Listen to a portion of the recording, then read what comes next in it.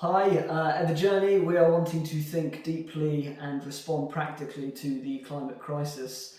We believe in honouring our bodies and the ecologies on which they depend. We know that we are caught up in systems and lifestyles that are unsustainable, but we want to take seriously the fight to restore harmony and balance to our battered and bruised world. So I'm going to start off with just 8 statements that just give some sense of some of the climate catastrophes that are ongoing. Number 1, no resource shift is more important than capping fossil fuels and scaling it down to practical non-existence by the middle of the century. Fossil fuels currently supply around 80% of the world's energy and account for 3/4 of greenhouse gas emissions. When burned, they release carbon dioxide, which heats the atmosphere. No government has yet been willing to target that industry. Number 2, while the Paris Climate Agreement set a target of 1.5 degrees, current government policies are speeding us towards 2.7 degrees of heating in the coming decades. At such temperatures, 30 to 50% of species are likely to be made extinct, and 1.5 billion people will be displaced, with major declines in the yields of staple crops and disruptions to food supply chains. 3, deforestation, the loss of trees and vegetation, changes ecologies, causes soil erosion, desertification, fewer crops and flooding. 70% of global deforestation is done in order to grow animal feed, the vast majority of it for beef. The potential ecological benefits of simple dietary changes are extraordinary. Number 4, 93% of all carbon is stored in the ocean. Marine plants can store up to 20 times more carbon than land-based forests. But warming ocean temperatures are reducing the ocean's ability to absorb carbon. Losing just 1% of the ocean's carbon stores is the equivalent to releasing emissions from 97 million cars. Number 5, commercial fishing is emptying and polluting oceans. Not only are governments not curbing this destructive industry, they are artificially helping to sustain it. Governments are subsidising the fishing industry $35 billion per year. According to the United Nations, we could solve world hunger for $30 billion. Number 6, high-income countries in the global north are the primary drivers of ecological breakdown.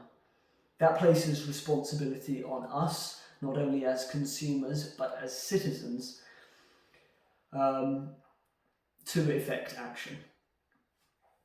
Number 7, the consequences of climate breakdown fall disproportionately on the global south. That means, as with many other social injustices, that the realities we, the privileged, experience day to day do not include lived understandings of the consequences of our ways of being. Number 8, technological developments will not save us. Much publicity has been given to technological solutions or consumer choices that can apparently address climate change. Many adverts have incorporated environmental concern as part of its messaging. This is greenwashing, harmful manipulation. So those are some of the ecological realities of this crisis, but what I want to spend a bit of time thinking about is the economic and political problems from which those environmental realities are just the symptoms. The ecological crisis is a problem of how human beings exist together. So firstly, a key problem is our obsession with growth. Growth is about the need within the very nature of capitalism to keep growing the material economy. So that is about increasing the scale of production and services, GDP.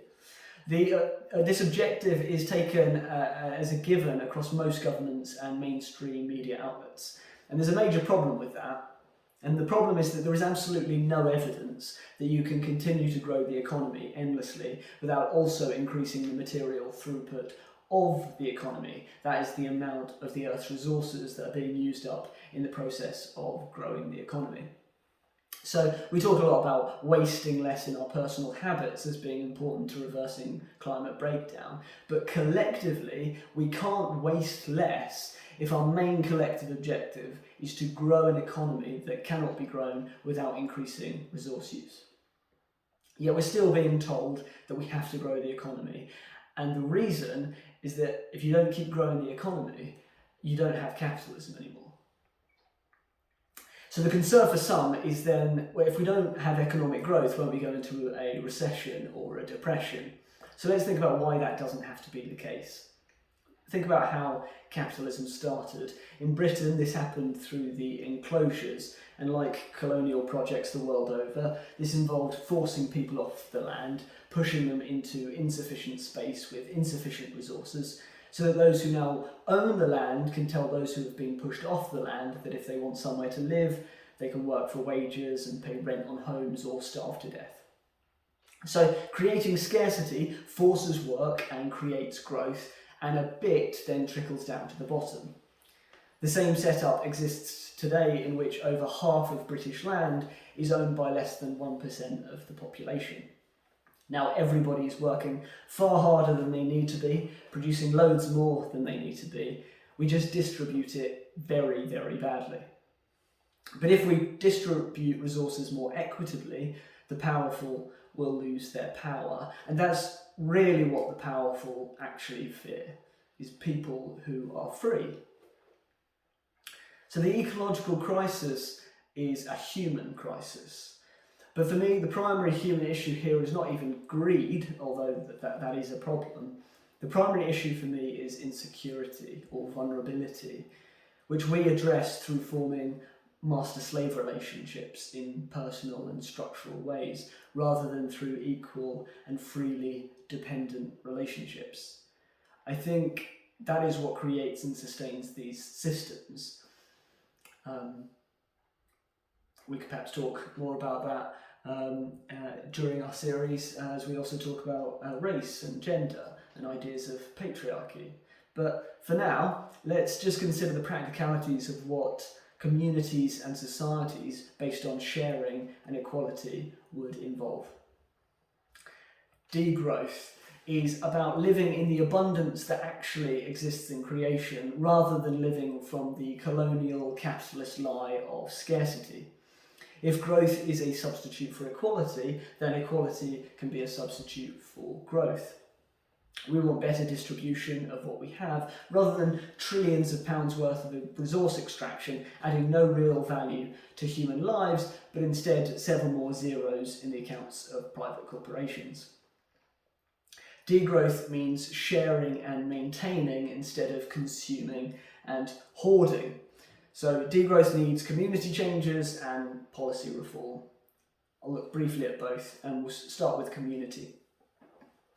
The neoliberal era of the last 40 years has intentionally atomised the general public. It decimated trade unions, it denigrated society and welfare, and turned us into individual consumers. So degrowth involves undoing a lot of this. We have to reclaim our identities as social, community-minded beings. An example Alan gave once is that we have lots of neighbourhoods with lawnmowers in every shed when the whole street could use just one. Together we can mend stuff instead of throwing it away. We need to see how unnatural it is to experience life as independently and wastefully as many of us do. Redressing this would help to address the mental health crisis, move our security from money onto relationships, and lower our consumption of the Earth's resources. We can make decisions on what we eat, wear, use and do based on consideration of the carbon cost and other ecological costs, not just the financial cost. Such networking and coordination is also crucial for developing the kinds of grassroots activism which is going to be needed to mobilise for reforms at the national level. Because there is no solution to the climate crisis that does not involve a major confrontation with the political projects being outworked by governments like ours. I'm not going to talk about activism now, but the policies I'm about to describe will only come through as a result of activism. So policy degrowth reforms are basically just scaled up versions of what I've just described. Firstly, through caps on wasteful production, so you can legislate for extended warranties on products that used to last 30 years and now last 10. Introduce right to repair policies, legislate against food waste like other countries have, tax foods with high carbon emissions, ban single-use plastic and other disposable items, and end advertising in public spaces to stop constructing desire for stuff that people don't really need or want. Sharing on a national scale means taking any social goods that are artificially scarce to profit the 1% and reintroducing them into the commons. So along with healthcare and education, which we already have, we can have housing and transport and the internet. You can put massive caps and taxes on wealth extraction, like in property and finance, and take some other services into public ownership. And you can also tax luxury industries into non-existence. All of this allows for a shorter working week and lets smaller salaries go further. You can have a job guarantee and a living wage. Finally, enormous debt cancellations are not just possible, but are the only alternative to the inevitable next crash that will come without it.